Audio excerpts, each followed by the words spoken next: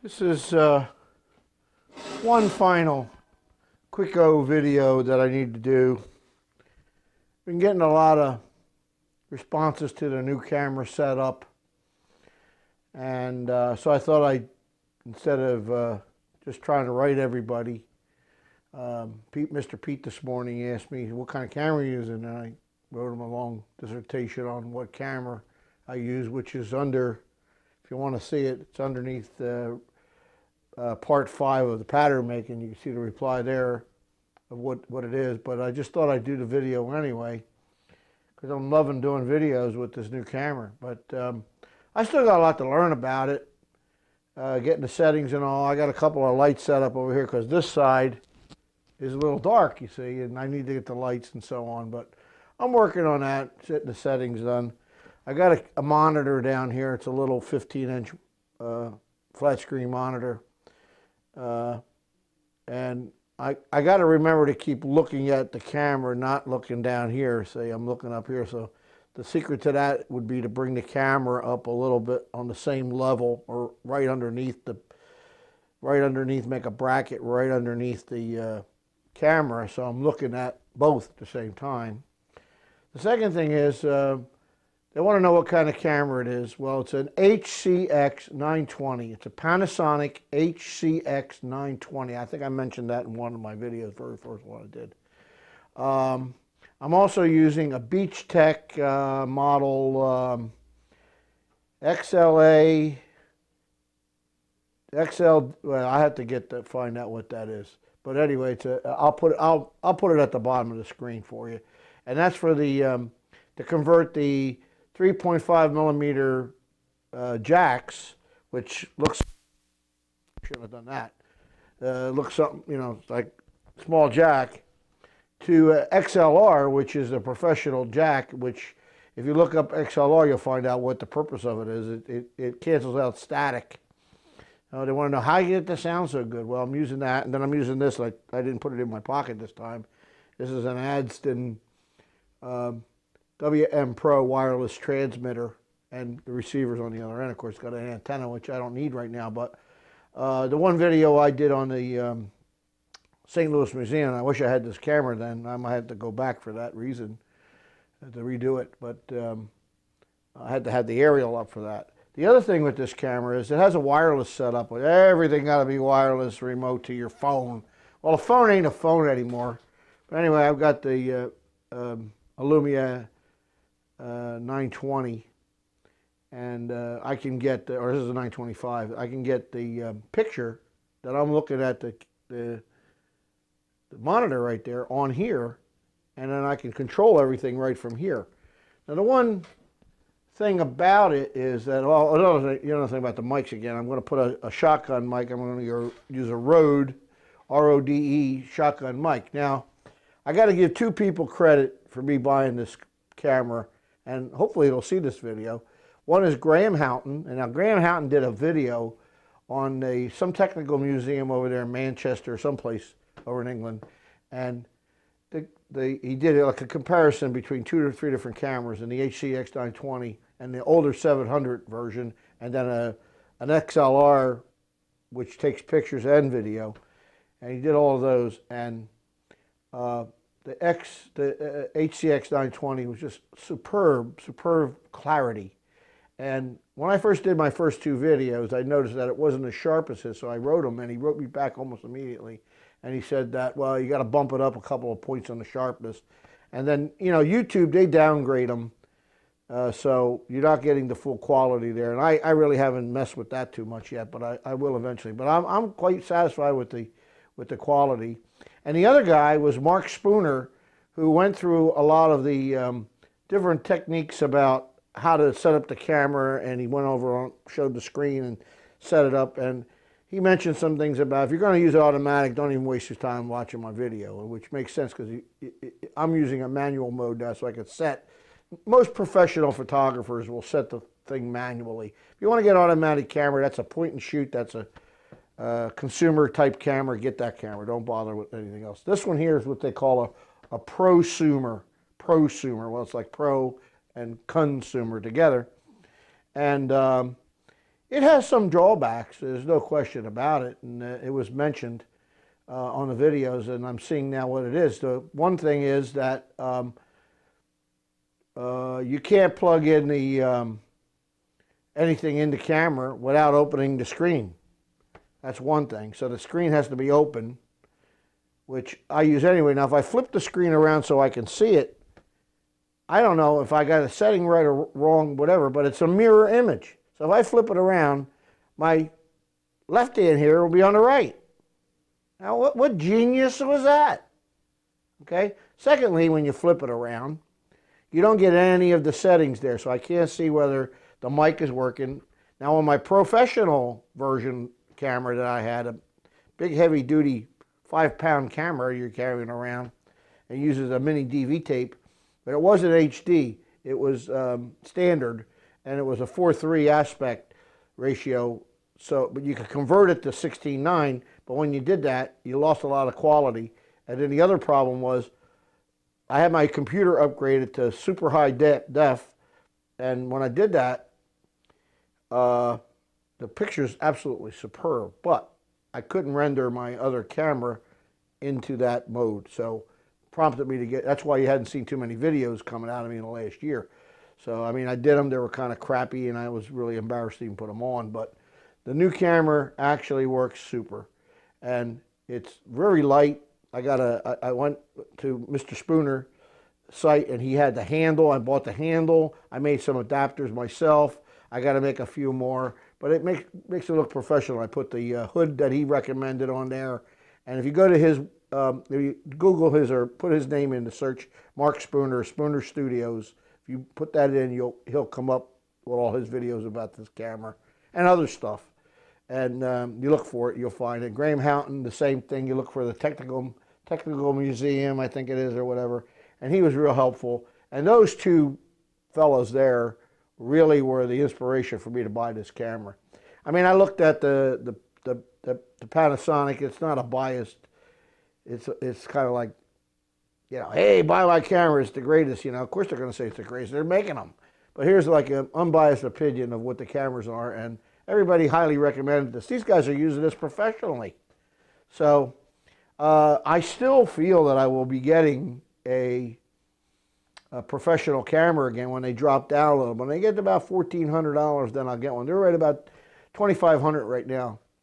And I want to wait till I get one. For in here, in the shop, I'm going to set up. And what I really, really, truly want to do in this whole year of wasting time with the cameras fooling around, put me back a little bit on what I wanted to do. But I want to make, this is the Camelback 040, which I'll post a picture. Remember to do that. The Camelback 040 is a kit that I sold years ago, and it's a starter kit. It's a beginner's project.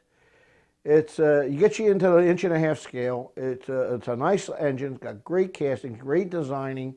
I redesigned it, redeveloped it a little bit, not much. And it was all done on a little 9-inch South Bend lathe with a milling attachment. Now, the state of the art today with the Chinese mills, and you can go to Harbor Freight and buy a mill, you really don't need a milling attachment any longer. It's got a passe. So I'm going to try to do some videos on how to machine the wheels and different videos on every aspect of building that engine.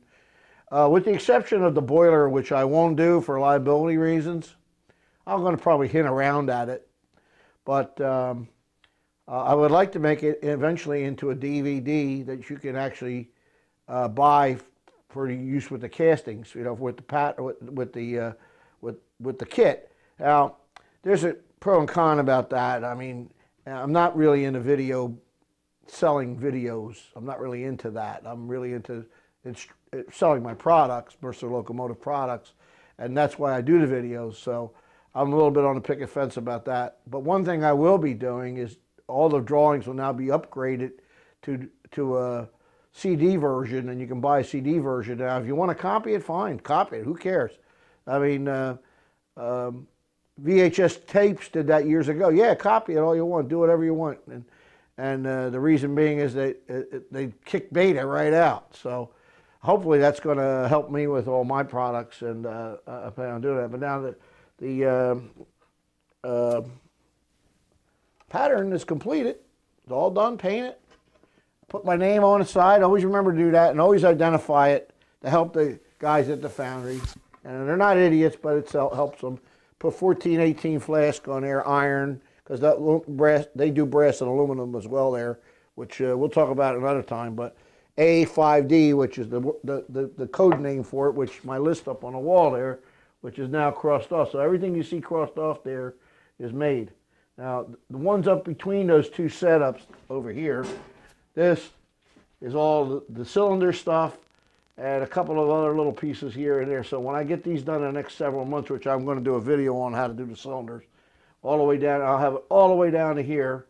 And the air tank bracket, which I was working on the other day, I'll show you that.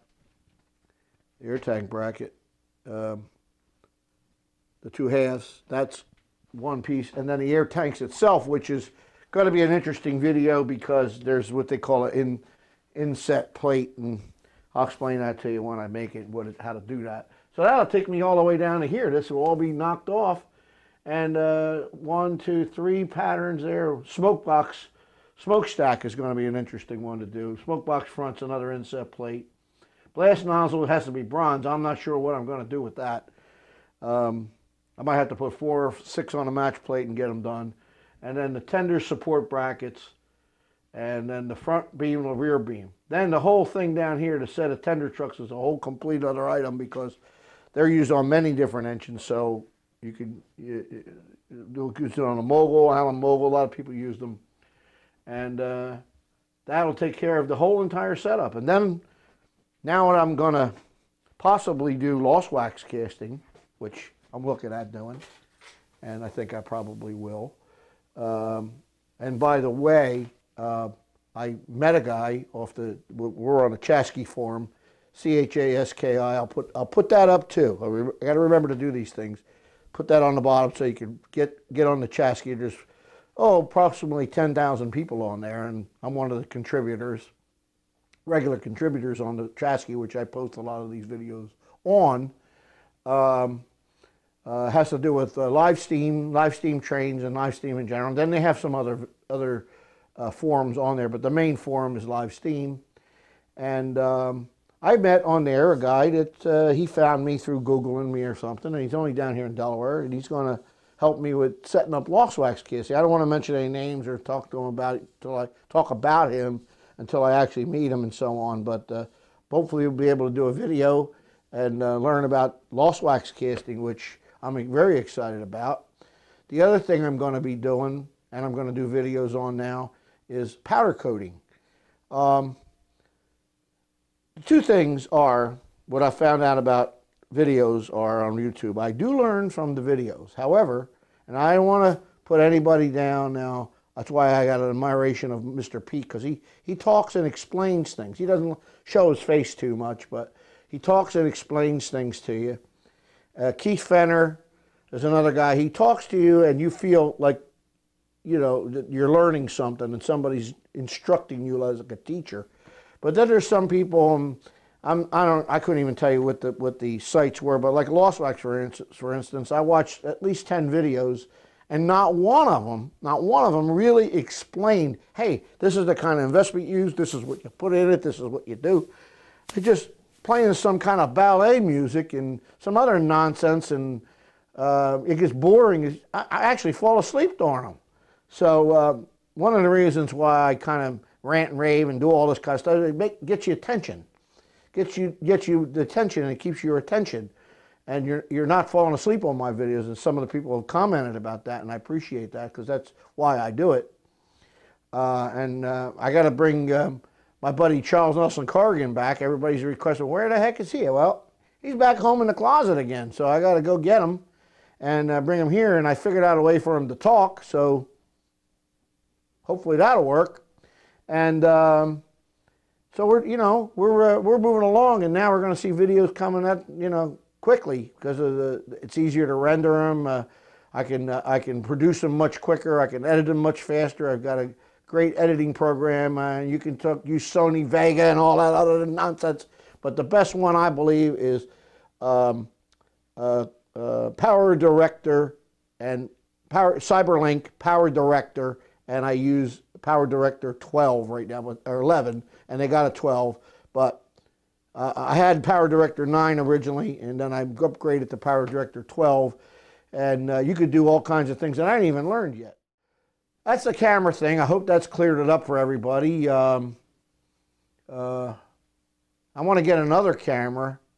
I don't know if I'll buy an HCX 920, if I can get one fairly reasonable, but I might buy a 700. But,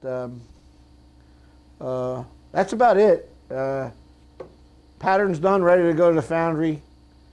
The next pattern I make for this is going to be the cylinders, which is going to require a split pattern, and I know Mr. Pete did one. I want to reiterate that, do it again, do one for myself and show you some stuff about that. He did an excellent job on a split pattern. I'm going to make a split pattern and show you how that's done, and mounting it up and whatnot. So that's it from here. Mercer Locomotive, Trenton, New Jersey. Tomorrow we're going to go run the 1361, second time this year. I got to go sift some coal later this afternoon. So thanks for watching. Thanks for all the great comments. I'm thoroughly enjoying making these videos, something I always wanted to do. I really got like a, I guess a Hollywood streak in me somewhere, and hopefully anybody sees it in Hollywood. Yeah, let's do a show, man. I'm here. Talk to you soon. Thanks for watching.